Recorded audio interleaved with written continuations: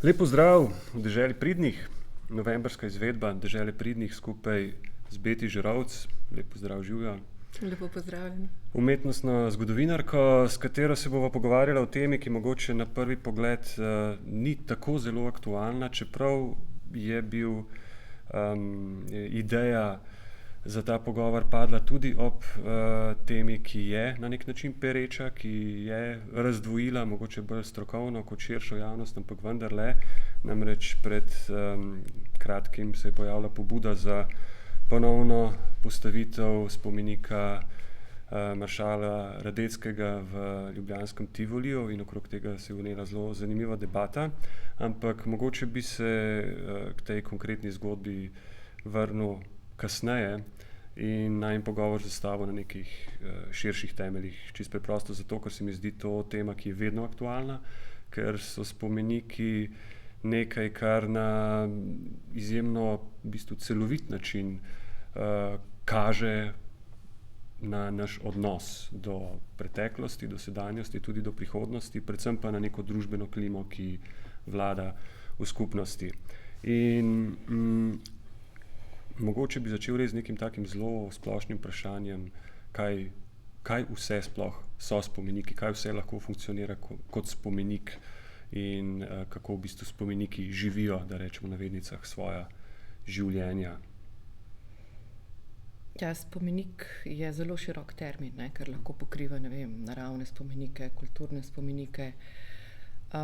In kot kulturne spomenike tretiramo objekte in tudi druge stvari, ki so posledica človeške dejavnosti. Zdaj seveda te spomeniki, o katerih bova midva govorila, so verjetno predvsem spomeniki, ki so eksplicitno namenjeni spominjanju.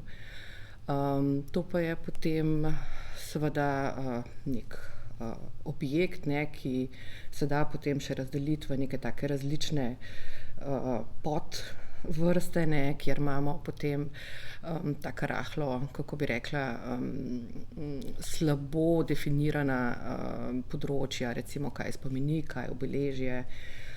In podobno imamo tudi v drugih jezikih, recimo v angleščini imamo memorial, monument, v nemščini Denkmal, Mahnmal in tako naprej.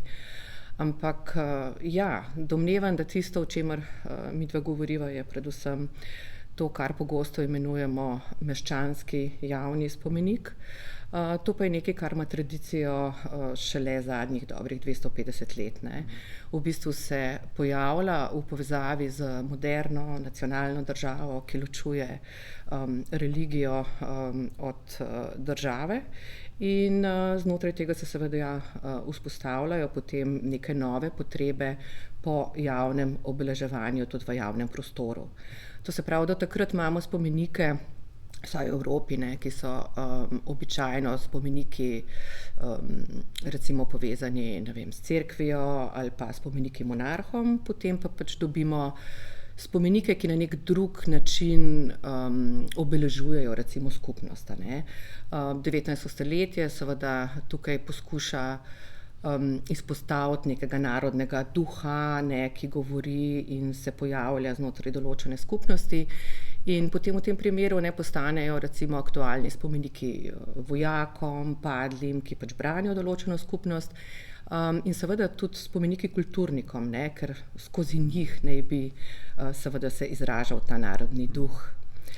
Ampak rekla si 250 let, če govorimo o tem meščanskem spomeniku. Seveda, kar se tega tiče, naši kraji spet malo zaostajajo. Kdaj dobimo prve spomenike, recimo v Ljubljani, čisto da ustvarja ta zgodovinski okvir? V bistvu morda bi lahko rekli, seveda, da določene države to dobijo prej, recimo Francija ima te stvari zelo zgodaj, pač tam se že ob koncu 18. stoletja zgodi revolucija in pač potem stvari potekajo nekoliko drugače.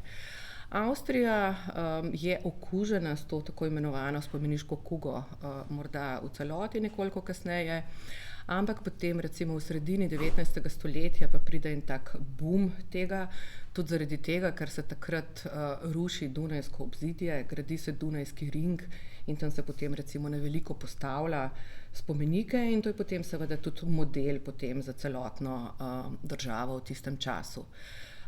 Pri nas spomenike dobimo potem polagoma, se nam zgodijo tako počasi, ampak zelo izrazito pa nastopijo spomeniki pri nas z temi nacionalnimi trenji v prostoru, kjer potem pro-avstrijska oziroma pro-nemška skupnost in pro-slovenska skupnost ena drugi preko spomenikov dokazujeta, ne, da sta tukaj, da sta kulturno na nek način več vredni ali pa kaj podobnega in takrat pa potem pride do tega, da jih dobimo tako kar enega za drugim.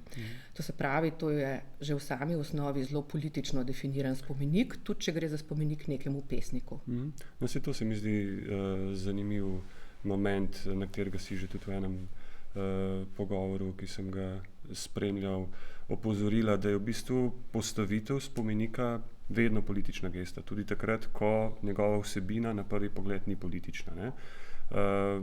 A je v tem smislu, kako v tem smislu razmišljati o tej naši spomeniški krajini, se pravi, nekako radi rečemo, ne, mi smo pa ena redkih držav, kjer na glavnem trgu glavnega mesta stoji spomenik pesniku, ne? Ampak tudi ta spomenik pesniku je torej političen spomenik na nek način, ne? Ja, kar se tiče zdaj spomenikov pri nas, ne, je treba reči, da seveda mi smo imeli velike in eminentne spomenike vojakom. Tako da najambicioznejši spomeniki dejansko so bili spomenik Radeckemu, ne ta pred grafičnim centrom, o katerem se zdaj pogovarjamo, ne glede tega, ali bi se postavil ponovno, ampak dejansko imeniten spomenik, ki je bil postavljen v parku Zvezda in ga je delal takrat od eden ključnih avstrijskih avtorjev spomenikov, to je Fernkorn. Prav tako je bil v Mariboru ključni spomenik posvečen takrat zelo znamenitemu avstrijskemu admiralu Tegetthofu, ampak seveda, ker so bili te spomeniki po prvi svetovni vojni odstranjeni, a ne, imamo občutek, da spomenikov tega tipa pri nas ni bilo, ne. Spomin je pri nas nekako zelo kratek in potem radi pozabimo na kakšne stvari, ki nam recimo ne ustrezajo z današnjega stališča. Seveda, kar se pa tiče spomenikov pesnikov v tem času, so to absolutno politične geste. Politične geste v tem smislu, da se je na ta način združevala takrat slovenska skupnost, ker se je nekako počutila kot skupnost, predvsem zaradi jezika, a ne, so potem seveda bili pesniki še kako aktualni kot tisti, preko katerih seveda teče slovenska beseda, ne. Tako da takrat zelo hitro potem recimo dobimo najprej spomenik Valentinu Vodniku in potem spomenik Francetu Prešernu. Ti dve gesti, ne? Če zdaj ta ponovna postavitev, kot je primer Radeckega, je mogoče še nekaj, o čemer bi se mogoče pogovorila kasneje, ampak ti dve osnovni gesti, ki sta povezani s spomeniki, se pravi postavitev in umik oziroma rušenje, sta seveda nasprotujoči si, ne, povsem nasprotni, ampak hkrati se mi zdi, da v svojem temelju imate tudi marsikaj skupnega, ne. V čem sta si v bistvu podobni ta dva posega v prostor, v skupnost? Ja, spomenik ni samo objekt, ne. To je dejansko nekaj, kar je projekt. Projekt v tem smislu, da ves čas sproža nek diskurs, neko dogajanje. In to praviloma od samega začetka, ko se začnejo ljudje pogovarjati o spomeniku, in potem se taka zadeva razrašča, ne, preko tega, kakšen bo, kam ga bomo postavili, eni so za, eni so proti. In to praviloma lahko pripelje, kadar gre za te politično zelo kontaminirane spomenike, do tega, da je to zelo žgoča razprava. In potem seveda recimo se tak spomenik postavi, to je spet nek tak boom nekega govora o tem in potem stoji. Tudi potem v bistvu nek vsakdan, ne, in nekaj, kar ni vsakdan, določeni prazniki, je bolj aktiven, včasih manj. To se pravi, spomenik je nekaj, kar ves čas živi, ne. Če pa ne živi, če je pa osamljen, pa tudi spet to nekaj govori o nekih vrednotah, ki so mogoče v nekem momentu speče. Ampak vidimo pri določenih spomenikih, da so te kot ene take, kako bi rekla, lahko tudi speče celice. Nekaj časa niso aktivni, so lahko nekje spravljeni v muzeju, potem pa na neki točki jih pa potegnemo ven in spet postavimo in spet teče o njih neka debata. In to se nam zdaj seveda dogaja za to postavitvijo, če se bo zgodilo ali pa če se ne bo, vojskovodje Radeckega. V obeh primerih je seveda to neka taka podobna gesta. Vsakič znova se zgodi nek isti moment neke aktivacije, neke žgoče razprave, eni so za, eni so proti, tako da take stvari, kot so postavitev in ponovna postavitev, so podobne. To niso neke nedolžne geste v nobenem primeru. Zdaj konkretno pri tem primeru Radeckega je tudi problem v tem, da če ga ponovno postavimo, to ne more biti smatrano kot neka dopolnitev ambienta v Tivoliju. Ampak je tukaj treba pogledati, kaj taka gesta lahko pomeni. Kaj pomeni zdaj nenadoma vleči ven avstrijsko zgodovino, ki smo jo imeli 100 let v muzeju, v tem konkretnem trenutku zdaj, kaj pomeni taka gesta kot precedens. Zaradi tega, ker če mi začnemo zdaj ponovno postavljati nazaj avstrijske spomenike, kje bomo potem naredili mejo? Ali bomo postavljali samo neke, ki nam odgovarjajo, ali bomo potem na neki točki rekli, da bomo postavili tudi spomenike nazaj recimo Jožefu II. Jožef II. Je bil v koncu 19. stoletja apropriiran strani pro-nemške linije v Avstriji in je to pač seveda potem neka taka zelo kontaminiran objekt, ki je bil nekako izraz protislovenskega razpoloženja. Tako da imamo nek problem tukaj. Če postavimo enega, ali bomo tudi drugega, ali bomo postavljali nazaj potem tudi spomenike prve Jugoslavije. Bomo, ne vem, šli v kakšna preimenovanja, ki smo jih opravili nedavno. Recimo, imeli smo vojašnico Franca Rozmana Staneta, zdaj ima drugo ime, a bomo šli tudi tukaj v kakšno preimenovanje. To so stvari, ki so med sabo povezane in če odpremo to Pandorino skrinjico, se nam lahko začnejo stvari, kako bi rekla, podirati ali odpirati tudi tam, kjer jih nočemo. Kdo smo mi v tem kontekstu? Mislim, vem, da je to v bistvu nepošteno vprašanje, ker je odgovor nemogoč, ampak vendarle, kako, kdo, ko govorimo o postavljanju in rušenju spomenikov oziroma o katerikoli gesti povezani s spomeniki, je tisti, ki tukaj v resnici prevzema odgovornost, ki sprejema odločitve. Vemo, da se tiče vseh, da mi smo vsi, da smo skupnost, ampak vendarle se mi zdi, da se ta proces, ves ta diskurs, ta debata dogaja na različnih nivojih. Nekdo pa je tisti, ki na koncu pač postavi piko. Jaz še nisem opazila, da bi pri nas imeli neko politiko jasno začrtano glede tega, kako se bomo spominjali naše preteklosti in seveda posledično tudi tega, kako in zakaj bomo postavljali spomenike. Tako da zdaj seveda se vsake toliko časa postavi nekaj na državni ravni, ampak najpogosteje so pa v bistvu mesta tista, ki se odločajo, kaj bojo postavljala, kdaj, kje in podobno. In znotraj teh mest je pa potem zelo različno, kako se odločajo za postavljanje. Tukaj lahko vidimo, da so pogosto kakšni posamezniki, ki so lahko dovolj močni, pa nekako potem porinejo projekt nekega spomenika naprej.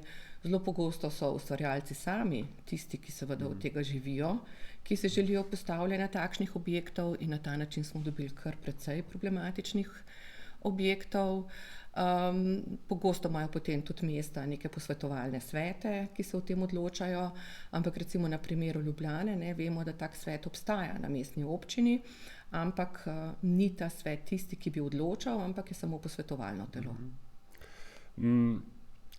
Zanima me to vprašanje čist zaradi tega, ker pač rado se reče, da oziroma vsaj nekem idealnem svetu, bi si predstavljali, da ko postavimo nek spomenik, da je v ozadju nek širši konsens. Seveda nikoli se ne strinjamo vsi glede ničesar, ampak vendarle, da obstaja neko vzdušje, težko izmerljivo, ampak vendarle vzdušje, ki ga lahko začutimo za katerega vemo, da je tu v skupnosti, ki je pripomoglo k temu, da se zdaj stvari recimo na tem področju spreminjajo. Verjetno tudi zaradi tega obstajajo ta obdobja, ko se spomeniki na debelo, bom rekel, postavljajo ali pa na debelo rušijo. Ne. Tudi to izkušnjo imamo dosti nedavno nazaj, saj smo pač seveda s prehodom v samostojno državo doživeli nek ta val. Ne. Ampak a je smiselno sploh govoriti o konsenzu, če si pa že v bistvu skoraj uvodoma rekla, da je vsak spomenik politična gesta, se pravi v tem smislu dirigiran od zgoraj navzdol. O konsenzu ne vem, če je smiselno govoriti v smislu konsenza, ki bi bil nekako 100%. Ne? Seveda je pa smiselno delati spomenike, ki so konsenzualni do te mere, da bojo neko skupnost ne polarizirali, ampak na njo delovali pozitivno. V bistvu je tako, da ko so neka taka zelo mirna obdobja, ne, takrat se postavlja malo spomenikov. Spomeniki se načeloma postavljajo takrat, kadar je recimo neko politično vzdušje že precej polarizirano. In jaz mislim, da pri nas zdaj trenutno imamo tako vzdušje. Zanimivo je to, ne, da po osamosvojitvi Slovenije ni bilo takega vala.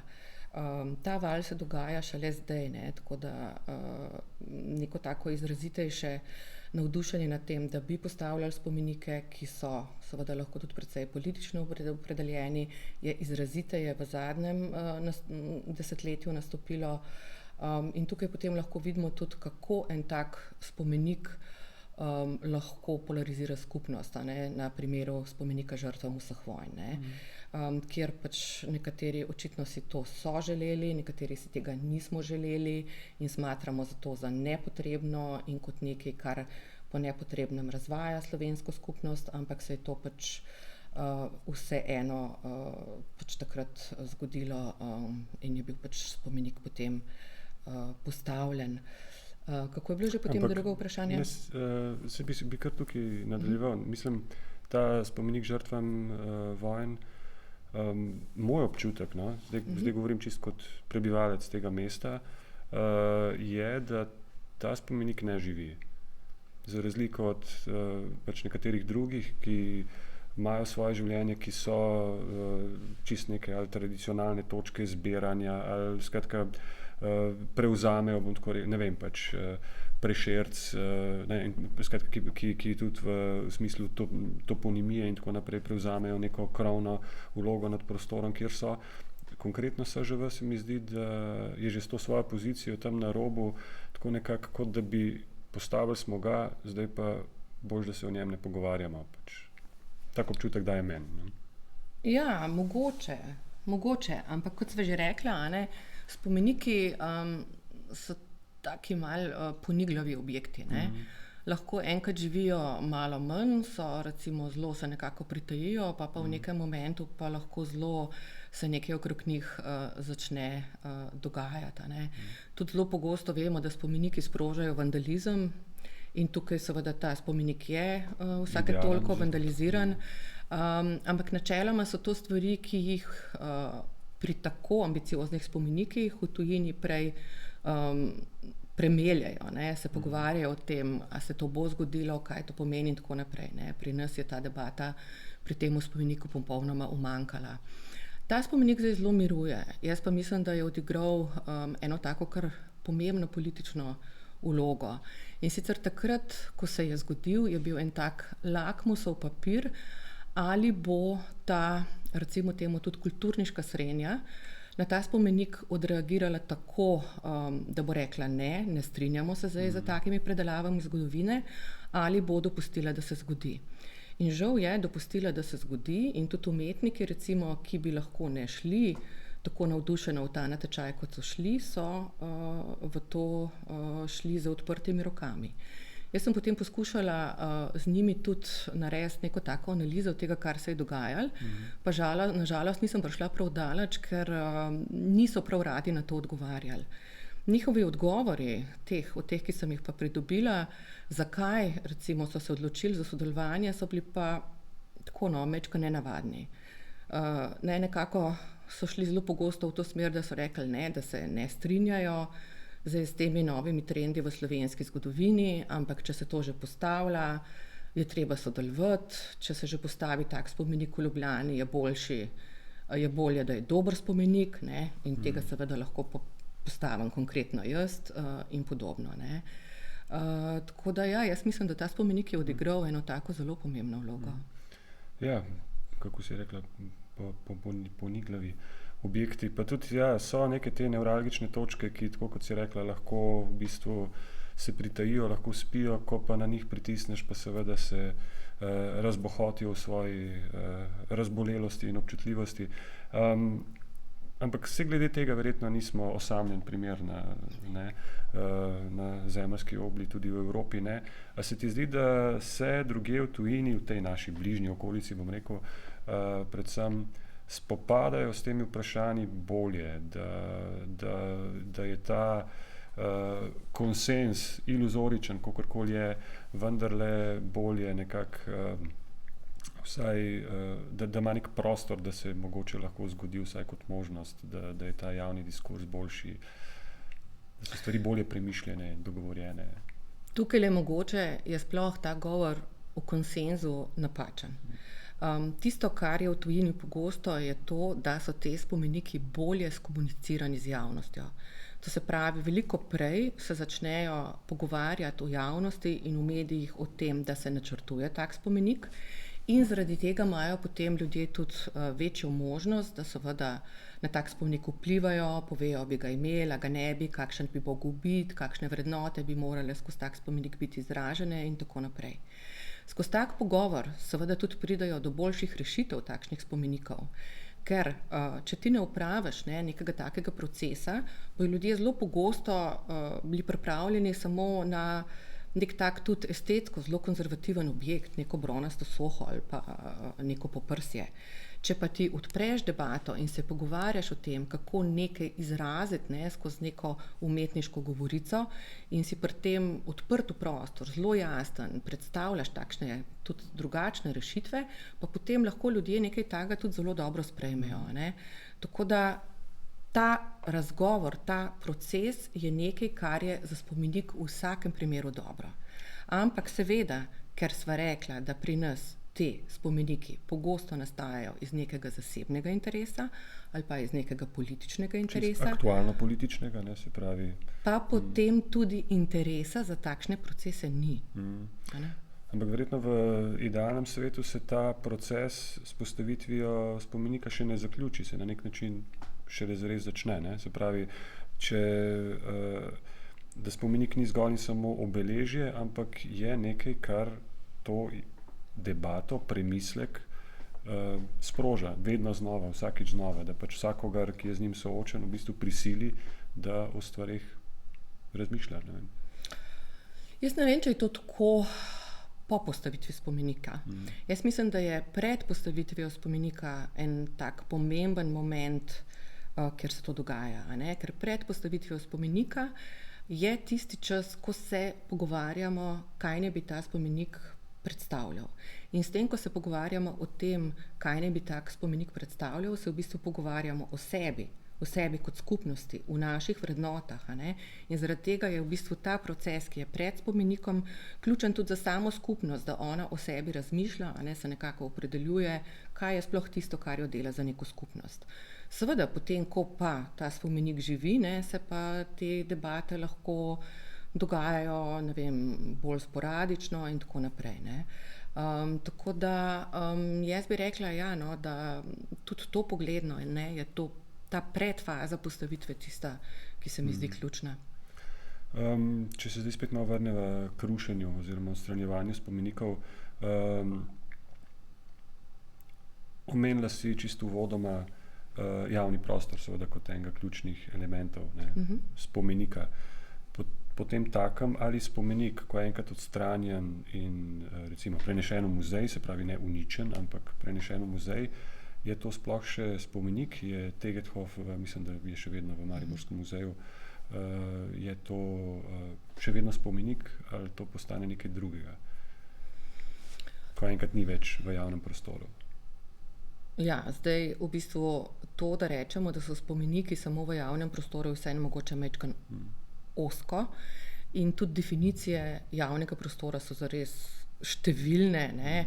En tip javnega prostora, ne vem, je Trg Republike ali pa Kongresni trg, ne, spet nek drug javnega prostora je BTC, ne.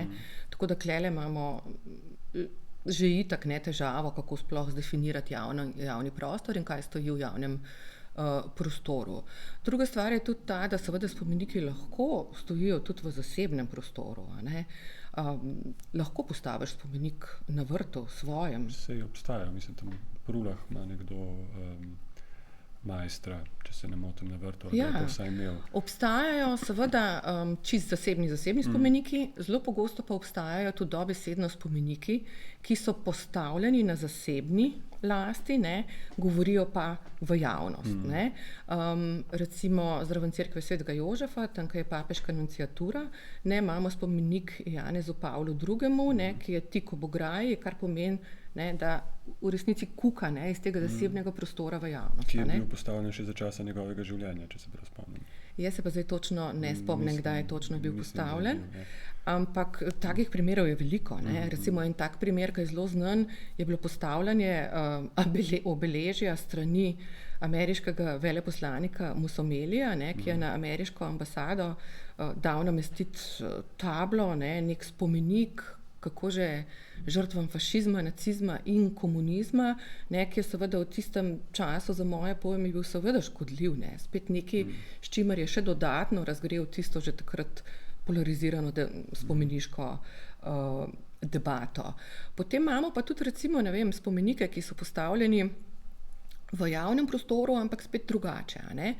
Recimo v Ljubljani imamo enega najlepših spomenikov sploh naših, postavljenega v deželnem, v Narodnem muzeju zdaj. Bil je pa postavljen še za časa, ko je bil to Kranjski deželni muzej.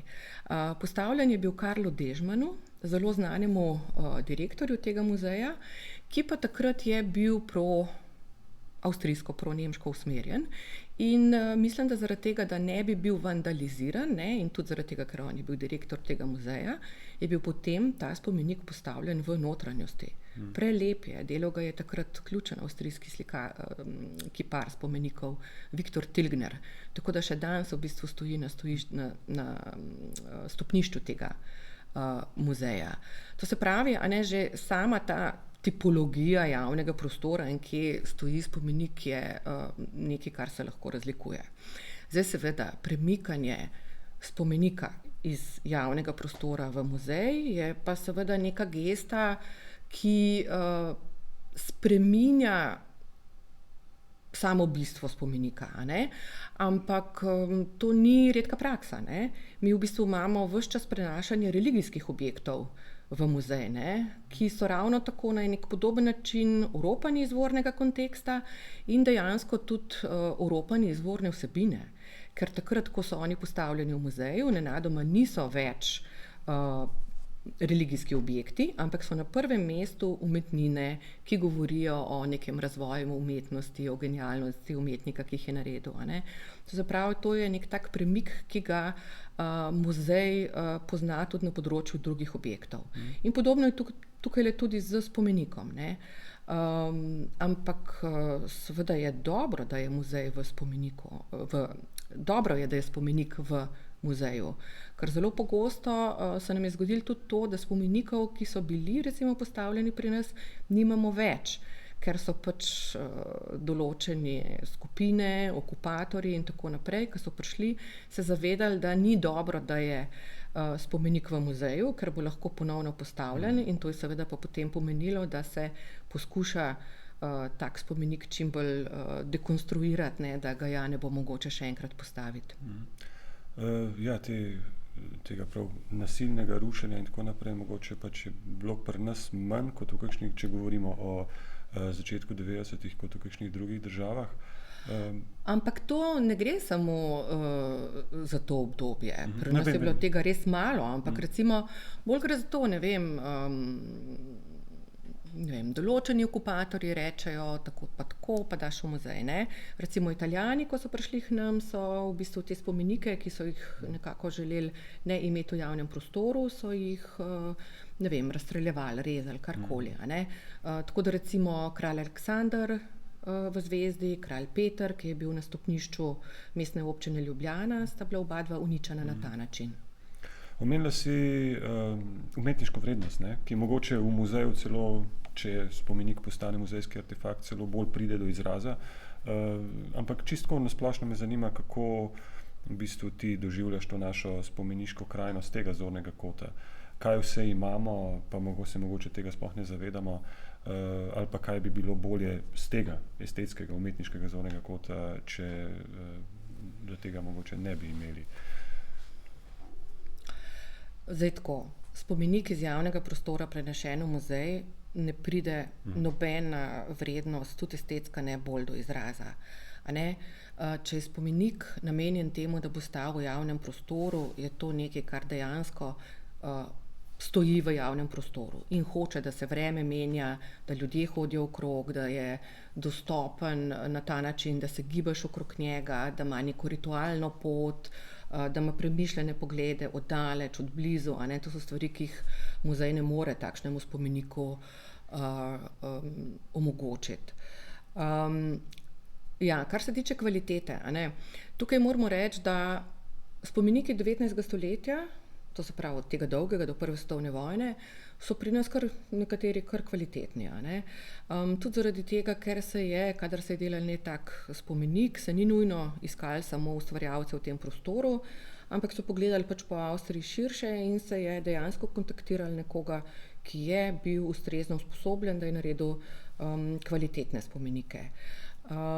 Imamo potem tudi zelo kvalitetne spomenike v tem času, določenih slovenskih ustvarjalcev, recimo prelepa spomenika Frana Bernekerja, Primož Trubar, nasproti Moderne galerije v Ljubljani, ali pa odličen je bil njegov spomenik, ki je spet imel nek zasebni značaj. Zelo premožna družina Majdič v Kranju je špendirala ta spomenik, gre za spomenik Janezu Nepomuku. To se pravi, že v tem obdobju imamo neke kvalitetne produkcije. Potem pa kvaliteta v 20. stoletju izrazito narase. Zakaj narase? Zaradi tega, ker se izrazito stopnjujejo potrebe po spomenikih. Spomeniki so eni taki posebni objekti, da jim kakorkoli je to nenavadno rečeno, vojne zelo koristijo in menjave režimov. To bo pomenilo, da nenadoma bomo imeli ogromno število mrtvih in bomo zdaj seveda imeli ne toliko politiko, ampak vse te užaloščene svojce, ki si bodo želeli, tudi pri nas, po prvi vojni, po drugi vojni, da se spomenike postavlja. In ti so glavno gonilo, da se nam dogaja potem takrat ena taka prava poplava spomenikov. Ne toliko, da so oni dirigirani od vzgorej. Ampak če imaš ti veliko padlih, in če so ti padli iz nekega določenega namena, želiš kot nek bližnji, da se to komemorira. O tem recimo tudi avtorji, ki pišejo o spomenikih, veliko govorijo. In govorijo tukaj tudi preko nekega termina, ki mislim, da je v osnovi antropološki, to je fictive kinship, da je v bistvu ta bližina, te bolečine, ker so ti bližnji umrli, je potem v enem takem projektu postavljanja nekega spomenika, lahko nekaj, kar te ljudi zveže kot neko fiktivno sorodstvo. Tako da zdaj tukaj le greva še na to en delček vprašanja, ki si ga zastavil nekoliko prej, o tem, ali so spomeniki dirigirani od zgoraj. Ne nujno, posebej ne po takih razburljivih dogodkih, kot so vojne, takrat je dejansko aktivacija za spomenike pogosto nekaj, kar dejansko prihaja iz same skupnosti. Pogosto seveda pa potem kasneje pa je država tista, ki si želi morda postavljanje nekih spomenikov, ker potem, ko ta bolečina usahne, se pa to premakne v nek ideološki govor lahko države, preko katerega ta osmišlja neke svoje pretekle dosežke. To je recimo lep primer potem ravnanja v drugi Jugoslaviji, ki poskuša narodno-osvobodilni boj predstaviti kot nek res pomemben dosežek in preko tega tudi poudarjati in implementirati vrednote, kot so bratstvo, enotnost in podobno. Ne. Takrat seveda pa dobimo pri nas najboljše spomenike, estetsko, a ne, ampak tukaj moramo razumeti. To pomeni, da imamo neko polje, ki je zelo široko, v katerem je zelo veliko ustvarjalcev, na voljo je za spomenike precej sredstev, to se pravi, tudi ta količina pomaga k temu, da pridemo do kvalitete. En tak pomemben in poseben moment v tem obdobju je tudi ta, da mi imamo potem po razhodu z Rusi leta 1948, imamo en tak zaokret, ne, v Jugoslaviji, kar se tiče umetnosti in kulture, ne, proti Zahodu.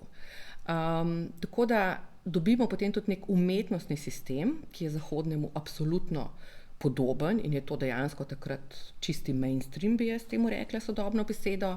Recimo, ne vem, da si lažje to predstavljal, kaj to pomeni, ne, to je potem tip umetnosti, ki ga zagovarjajo tudi ključne inštitucije v prostoru in tudi ključni akterji v prostoru.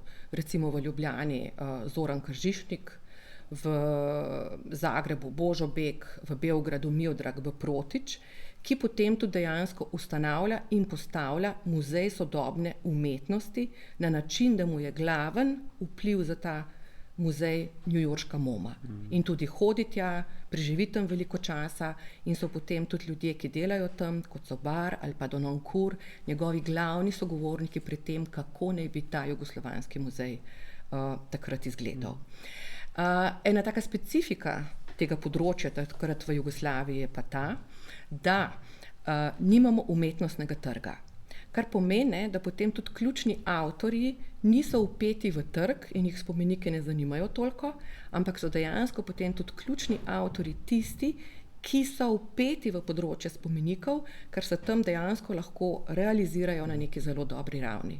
In to potem seveda pripelje do tega, da so ti spomeniki res zanimivi in tudi kot neke estetske kreacije na neki izjemno visoki ravni.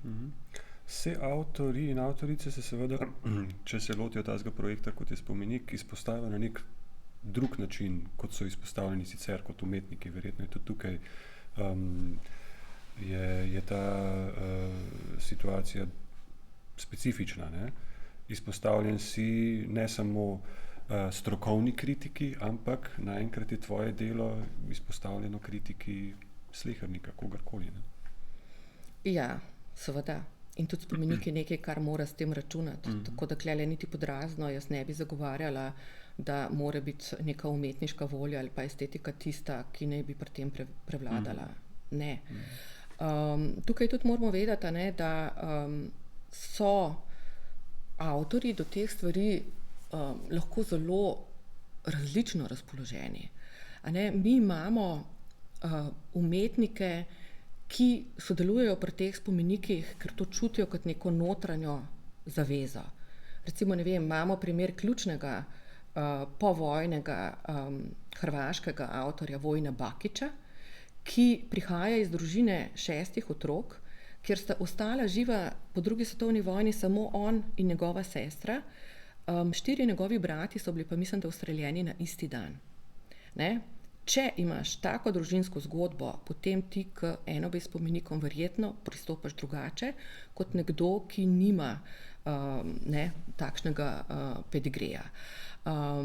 Potem, ne vem, recimo imamo en tak izjemen spomenik postavljen po prvi svetovni vojni, ki ga postavil nemška avtorica Käthe Kollwitz, ki je bila mama sina, ki je padel v prvi svetovni vojni in je delala spomenik potem na pokopališču, mislim, da v Belgiji, kjer je bil ta fant pokopan. In ta spomenik je res pretresljuje. V bistvu sta ona in mož v neki taki gesti, kjer nekako obžalujeta, ne, da se je to zgodilo. Ne. Potem recimo, ne vem, pri nas imamo spomenik v Dražgošah, pri katerem imamo 3 avtorje, Kobe, Batič in avtor mozaika je pa Ive Šubic. Ne? In v bistvu tukaj je postavljal spomenik bitki, ki je bila njegov ognjeni krst. Ko je prišel v partizani, je bila to prva bitka, pri kateri je sodeloval. Ne? To se pravi, imamo lahko na eni strani te avtorje, ne? Na drugi strani imamo potem pa lahko avtorje, ki to doživljajo absolutno samo kot neko umetniško nalogo, hkrati pa v ideologijo, ki jo bo to delo zastopalo, niti pod razno niso prepričani. Ne? Pri nas recimo je tak avtor Drago Tršar, ne? Ki je postavljal ključne partizanske spomenike, potem pa zdaj je postavljal tudi stvari na drugi strani. Ne? V bistvu en tak zanimiv primer je tudi Marko Mušič. Ključen avtor velikih spomeninskih objektov po Jugoslaviji, takih ikoničnih, kot so recimo, ne vem, v Črni gori Kolašin, ne, ki so recimo potem v vseh pregledih spomenikov 20. stoletja svetovnih, je potem tudi nekdo, recimo, ki je postavljal spomenik v Teharju, ne, to se pravi spomenik po vojnim pobojam. Zdaj, en zanimiv moment tukaj je tudi ta, ne, da tisto znanje, ki ga je pridobil prej, je uporabljeno tudi tukaj, a ne, in je v bistvu tipologija spomenika ista, kot smo jo poznali prej. Se delno si posegla v tudi ta čas, se pravi, recimo v čas zadnjih 30 let, ampak če mogoče skozi to isto prizmo, se pravi, čist neke umetniške vrednosti, estetske vrednosti, poveš še kaj o teh zadnjih desetletjih. Dobro, o SŽV si že nekaj povedala, mislim, da razumemo, da smo razumeli, kaj si misliš, ampak nasplošno, kako zdaj ta krajina deluje v zadnjih desetletjih?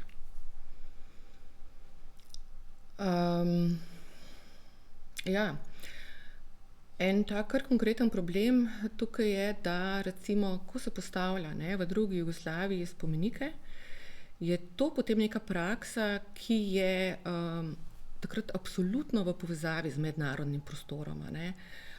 Je v bistvu to neko razmišljanje, ki poskuša biti sodobno, ki poskuša slediti temu, kar se dogaja drugje.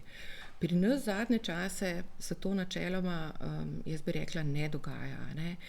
In je v bistvu tisto, kar zdaj vedno bolj dobivamo, so neki projekti, ki so pogosto v sami osnovi zelo konzervativni, zelo rado se gre, ne vem, v neke take promenade, ne vem, znanih meščanov od tega ali onega mesta, pa so to potem neka bronasta poprsja. Tako da jaz bi rekla, ne, da je zdaj ta tip produkcije pri nas res relativno šibek. Ne. Dobro. Bi se ob koncu v bistvu dotaknil še teme, ki ni neposredno povezana s tem, o čemer se pogovarjamo, je pa zelo aktualna. Namreč, pa mogoče začniva z neko vezno zgodbo. Ta vezna zgodba bi lahko bila muzej osamosvojitve, ne? Čeprav smo govorili o spomenikih, seveda tudi muzej, sploh če se muzej postavi kot celota na tak način, so neke vrste spomenik. Ja, kakšno je tvoje stališče glede te ideje? Se ti zdi, da imamo, jaz mislim, moje osebno, no, pač nič ni narobe s tem, da niti približno, sploh ob neki okrogli obletnici seveda obeležujemo dogodek, ki je za nas ključen, ki je za nas pomemben. Bi si pa nekako želel, da je ta gesta celovita, da je reflektirana, da je nekaj, kar ne samo priča o času pred 30 leti, ampak nam predvsem nekako poskuša odpirati vrata tudi za nadaljnjih, recimo temu 30 let. Se ti zdi, da ta muzej osamosvojitve, tako kot se nam zaenkrat kaže kot projekt, obeta tovrstno odprtost, tovrstno refleksijo? Jaz sem proti temu, da se ta muzej postavlja. Eno je to, da mi imamo zdaj precej muzejev, ki redno tarnajo nad tem, da rabijo obnovo in za njih recimo ni sredstev. Drugo je, da muzeji, ki pokrivajo to obdobje zgodovine in predstavljajo tudi osamosvojitev, že stojijo in dobro delujejo. Recimo muzej novejše zgodovine v Ljubljani, podobne muzeje imamo v Mariboru, v Celju, imamo tudi park vojaške zgodovine v Pivki, ki ima ravno tako del o osamosvojitvi. Tako da se mi poseben muzej na to temo niti ne zdi potreben. Ravno tako pa pač vidim problem v tem, da je seveda to verjetno, predvidevam, spet nekaj, kar je politično zelo kontaminirano. Jaz bi pač rekla, da je to vezano z neko tako krizo identitete, ki se jo zdaj tudi nekoliko umetno vzpodbuja, kjer se v bistvu briše določene dele preteklosti, kjer nekako tudi pozitivni vidiki recimo partizanskega boja se nekako porivajo v ozadje, medtem ko se potem poskuša vzpostaviti neke druge momente kot tisti, ki so ključni, pomembni. In ja, seveda je za nas osamosvojitev epohalnega pomena, ampak ne pa na ta način, da jo zdaj porinemo v ospredje, tako kot se jo očitno želi poriniti, in se pri tem zmanjšuje vrednost nekaterih drugih dogodkov prej. Bojim se, da bo tukaj osamosvojitev poskušala biti tudi nekako posrkana od neke določene skupine ljudi, da bo pač predstavljena na nek način, ki mogoče ne bo zares integrativen, in bo to spet pripeljalo do nekih velikih polemik, kregov in tako naprej. Druga stvar je pa ta, da tisto, kar vedno bolj ugotavljam, je, da so to neke debate, ki jih vodimo ljudje, ki smo že rahlo v letih. In so potem to neke debate, kjer mislimo predvsem nase. Ne mislimo pa na neke mlajše generacije, kako one to doživljajo. Kaj si mislijo o tem, če nek tak moment, kot je narodno-osvobodilni boj, neka dolga zadeva, ogromno pogumnih ljudi, ki naredi neke ključne odločitve, res trpi tokom tega, zaradi tega, da bi se določene stvari zgodile, če se taka zadeva poskuša diminuirati, hkrati se pa poriva v ospredje, nek moment desetdnevne vojne in osamosvajanje iz države, v katero smo šli sami. Ker konec koncev, po prvi svetovni vojni je bila to naša lastna izbira. Mi nismo bili nekje, kjer ne bi hoteli biti. Bili smo tam, kamor smo se pač na nek način spravili sami in smo pač šli samo ven iz tega. Tako da jaz si mislim, da če en mlad človek to gleda, pa majčkeno tehta, mislim, da ima kar težavo, da ni zadovoljen z temi odgovori, ki jih mi trenutno dajemo. V bistvu si zelo aktivna zadnje pol leta, Zelo si politično aktivna. Jaz sem vedno aktivna. Vem, da si vedno aktivna, ampak zdaj se mi zdi aktivna pač na drugačen način oziroma bolj javno izpostavljena. Pa te bom vprašal za zaključek eno vprašanje, ki bi mogoče bolj sodilo na kavo osebno, ampak glej, če nam ne bo všeč, oziroma če ti ne bo všeč, da te to sprašujem, lahko še vedno izreževa. Skratka, kako se počutiš ob tem? Zdaj po pol leta politične aktivnosti in po pol leta v bistvu. A te to utruja, ali te to polni, Jaz v bistvu neke te javne izpostavljenosti in česa podobnega ne maram. Meni je to neprijetno. Neprijetno že iz tega, da sem tremašica in mi je vedno problem takole javno govoriti. Že to, da se zdaj midva takole pogovarjava, zame ni nekaj ugodnega. In super je, da imava mizo, ki ima prt, zato da ne bi ljudje videli, da se mi noge tresajo. Toliko o tem, koliko je to prijetno ali pa ne iz tega vidika. Zakaj pa zdaj to počnem? Zaradi tega, ker se mi zdi nujno potrebno. Zelo je utrujajoče, zaradi tega, ker terja blazno neke energije. Tudi težko je nekako pripraviti ljudi do tega včasih, da v tem sodelujejo, ker ljudje se ne radi politično izpostavljajo. Veliko govorijo, kaj vse je narobe, ampak potem, ko je pa treba priti do tega, da se izpostavijo, se pa to lahko zelo hitro tudi neha. Zdi se mi pač potrebno reagirati, zaradi tega, ker mislim, da grejo stvari zdaj trenutno zelo v nepravo smer. Sama seveda sem aktivna predvsem na področju kulture, znanosti, ker so pač to področja, v katerih delujem in ki jih recimo tudi vsaj do določene mere obvladam. Zdi se mi problematično trenutno, kako se odvijajo stvari na področju Ministrstva za kulturo, ker mislim, da to z svojimi ravnanji v tem hipu dejansko ogroža slovensko kulturo. Ne? S tem, da se recimo ne izplačuje pogodbenih obveznosti do filma. Ne? To je nekaj, kar dobesedno ogroža filmsko industrijo. Ne samo ta hip, ampak to bo imelo dolgoročne posledice. Ker če ti nekaj na ta način stresaš, ne, boš to težko potem spravil nazaj. Potem samo zaposleni, ne, to, kako se vlečajo obravnave njihovih vlog za statuse. Ne, vse take stvari mislim, da so skrajno problematične. In tukaj se bojimo, ne, da minister za kulturo pač ne deluje kot minister za kulturo, ampak da prej ne deluje kot nek stečajni upravitelj, ne, namesto da bi to področje podpiral. A ne, tudi ta govor, recimo, sej samozaposlenih je preveč in tako naprej, to je nekaj tudi, kar je škodljivo na simbolni ravni. Drug problem je pa seveda ta, da tisto, kar me izredno moti, je odtekanje avtonomije z področja in stroke.